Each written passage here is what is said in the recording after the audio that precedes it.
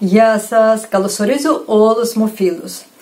Έχω πάρει τελευταία πολλά μηνύματα από εσάς που με ρωτάτε τι μπορούμε να κάνουμε για να φύγει διπλοσάγωνο, για να φύγει προβούλη. Και σήμερα θέλω να σας δώσω δύο βασικά βήματα που δουλεύουν πραγματικά και δίνουν πάρα πολύ καλό αποτέλεσμα και πολύ καλό και γρήγορο αποτέλεσμα. Γιατί όμως μαζεύετε διπλοσάγωνο και προβούλη?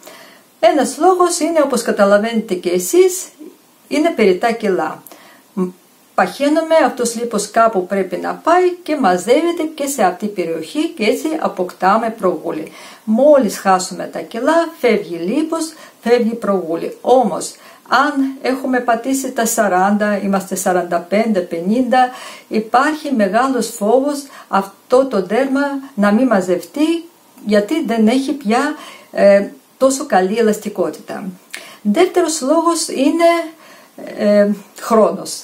Όποτε περνάνε τα χρόνια, μυς σε αυτή την περιοχή χαλαρώνει η επιδερμίδα και έτσι εδώ στο κάτω μέρος μαζεύεται περίσσιο δέρμα, η οποία δημιουργεί και προβούλη και διπλοσάγωνο. Το πρώτο βασικό βήμα για να φύγει όλη αυτή η ομορφιά είναι να δυναμώσουμε μυς αυτής της περιοχής. Εδώ έχουμε αρκετούς μυς και μεγάλους και πιο μικρούς, οι οποίοι περισσότερο καιρό βρίσκονται σε αδράνεια και έτσι χαλαρώνουν αρκετά γρήγορα. Και για αυτό το λόγο πρέπει να κάνουμε κάποιες ασκήσεις. Θέλω να σας δείξω σήμερα 3 πάρα πολύ καλές ασκήσεις. Για την πρώτη άσκηση να χρειαστούμε ή ένα στυλό ή ένα μολύβι. Καθαρίζουμε το στυλό πολύ καλά και ξεκινάμε. Κρατάω το στυλό με τα χείλια μου, δεν χρησιμοποιώ δόντια καθόλου, μόνο με τα χείλια μου, πολύ σφιχτά, και μετά προσπαθώ σιγά σιγά, ακόμα πάλι με τα χείλια μου, να το ανεβάζω όσο γίνεται. Και μέσα μου μετράω μέχρι 10. Κοιτάξτε πώς γίνεται αυτό πρακτικά.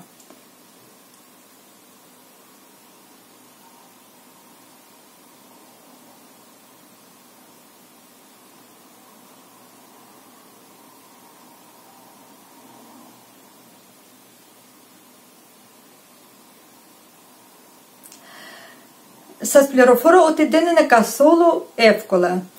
Σφίγγουν πάρα πολλοί τομείς. Χρειάζεται μεγάλη προσπάθεια για να κρατήσεις το στυλό σε αυτή τη στάση. Όμως σιγά σιγά, μπορεί στην αρχή δεν να σας πετύχει τόσο καλά, να μετρήσετε μέχρι 3-5, αλλά σιγά σιγά να το μάθετε.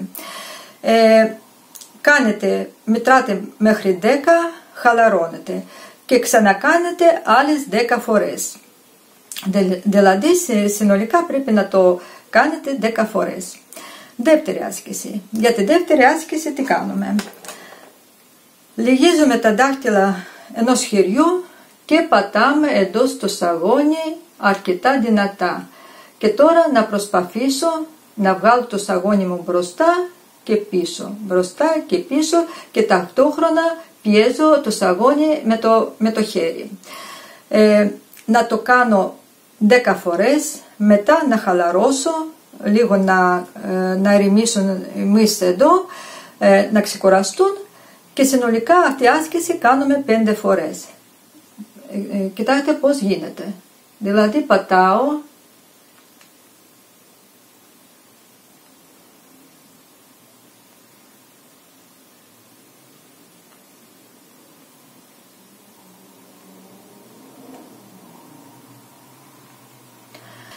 τρίτη άσκηση.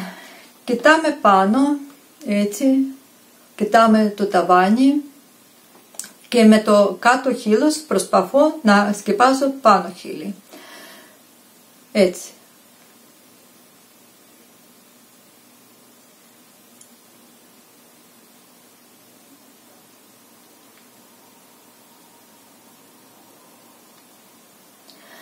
Κάνουμε αυτή η άσκηση σιγά σιγά. Όποτε σκεπάζω ένα χείλι με το άλλο χείλι, κρατάω σε αυτή τη στάση 3-4 δευτερόλεπτα, έτσι. Δηλαδή δεν βιαζόμαστε. Κάνω 10 φορές, δηλαδή κάνω 10 φορές αυτή την κίνηση. ξεκουράζουμε και μετά άλλες 4 φορές. Συνολικά 5 φορές πρέπει να το κάνετε. Και τώρα να σας δώσω άλλη μία άσκηση. Σας είπα για 3 ασκήσεις, αλλά θέλω να σας δείξω ακόμα μία άσκηση. Αυτή η άσκηση να την κάνετε όποτε να πάτε κάπου. Σας την δίνω για τον δρόμο, για έξω. Συνήθως για τον δρόμο, για έξω δίνουν κανένα κολατσιό, κανένα τοστάκι. Εγώ να σας δώσω αυτή η άσκηση, καθένας δίνει ό,τι μπορεί. Έτσι δεν είναι? Ξεκινάω την άσκηση.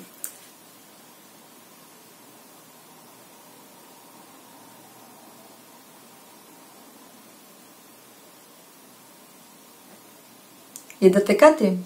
Όχι, καθόλου ή λίγο κάτι? Αυτή η άσκηση λέγεται αόρατη. Έτσι πραγματικά την ονομάζουν. Μην νομίζετε ότι δεν κάνει τίποτα. Είναι πάρα πολύ δυνατή άσκηση, γιατί δουλεύει εδώ κάποιους μυς οι οποίοι δεν δουλεύουν ποτέ τους. Και έτσι χαλαρώνουν πολύ γρήγορα. Πώς γίνεται αυτή η άσκηση? Βάζουμε γλώσσα πίσω από μπροστινά δόντια. Εκεί. Και ακουμπάμε με τη γλώσσα τον ουρανίσκο μας με δύναμη. Δηλαδή ακουμπάμε γλώσσα το ουρανίσκο με δύναμη και μετράμε μέχρι 5.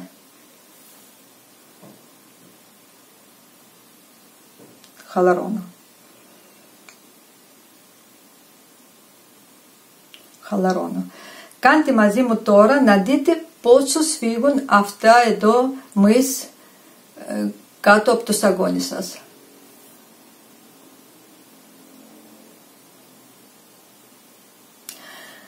Μπορείτε να το κάνετε όπου θέλετε.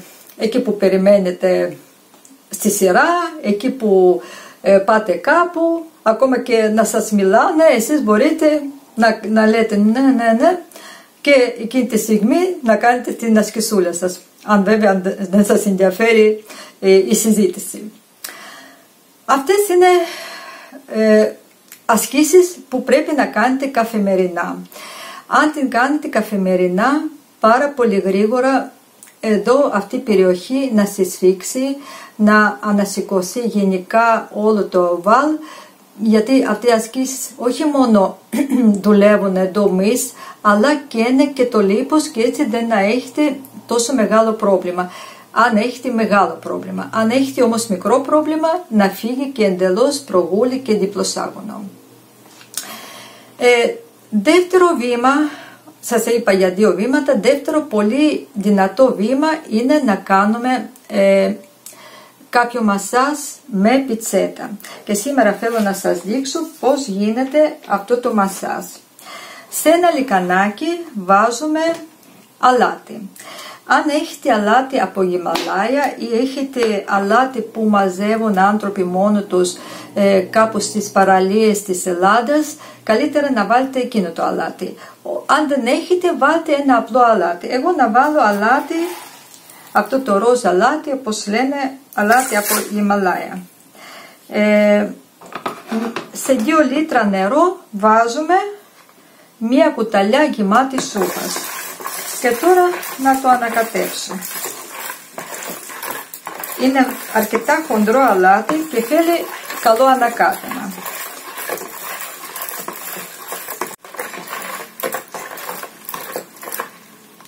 Εντάξει, καλό είναι.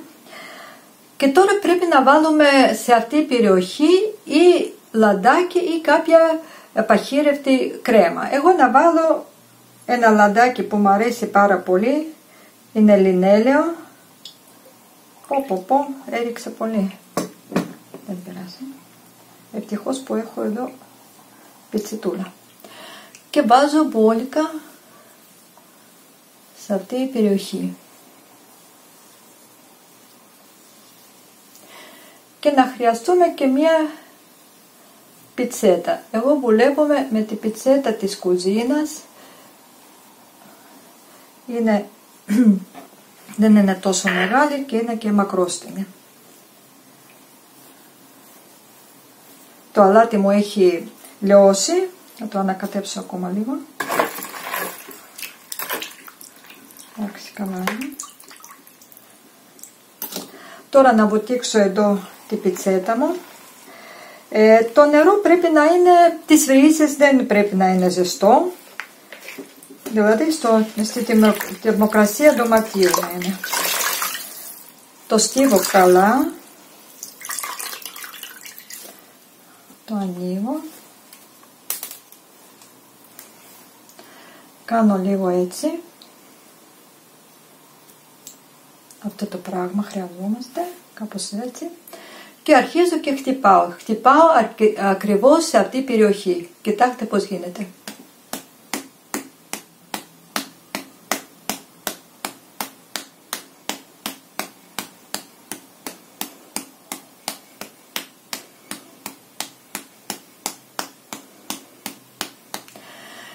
Να προσπαθείτε να χτυπάτε μόνο εδώ. Προσέξτε να μην χτυπήσετε εδώ. Εδώ έχουμε θηροειδή και ξέρουμε ότι η θηροειδής δεν σηκώνει κάτι τέτοιο, δεν θέλει πίεση και αυτό σας παρακαλώ να προσέχετε πάρα πολύ. Χτυπάμε μόνο εδώ. Να χτυπήσετε 5-7 φορές, αυτό έτσι και μετά ξεκουραζόμαστε. Μετά πάλι.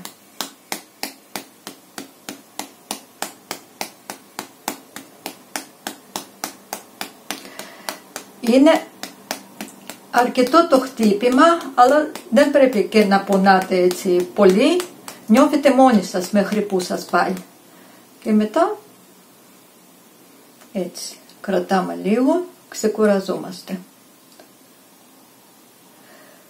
Πόσες φορές πρέπει να κάνετε? Πρέπει να κάνετε αναλόγως τι πρόβλημα έχετε. Αν έχετε μικρό προβληματάκι, 5 επαναλήψεις είναι αρκετό. Αν έχετε μεγάλο πρόβλημα, μέχρι και 10 επαναλήψεις. Δηλαδή κάνετε 5-7 χτυπήματα, μετά ξεκουραζόμαστε. Πάλι 5-7 χτυπήματα, ξεκουράζεστε και έτσι μέχρι 10 φορές. Αυτό ήταν. Πώς σας φαίνεται? Εύκολα ή δύσκολα?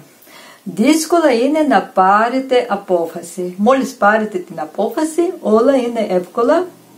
Να μπείτε σε μια σειρά και να δείτε σε ένα μήνα καθημερινής δουλειάς μεγάλη διαφορά. Για να μπορείτε να συγκρίνετε, καλό είναι να βγάλετε φωτογραφία την μέρα που ξεκινήσετε και μετά σε ένα μήνα και σίγουρα να δείτε διαφορά.